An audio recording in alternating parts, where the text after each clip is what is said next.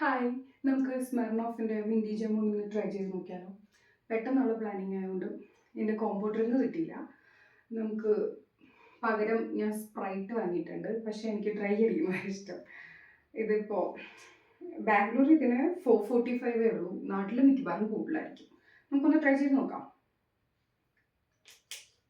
Okay.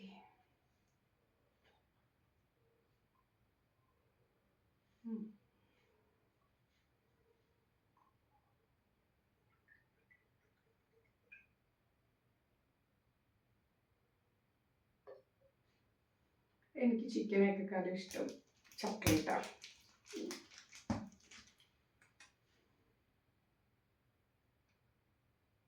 Try ചെയ്ത് നോക്കാം.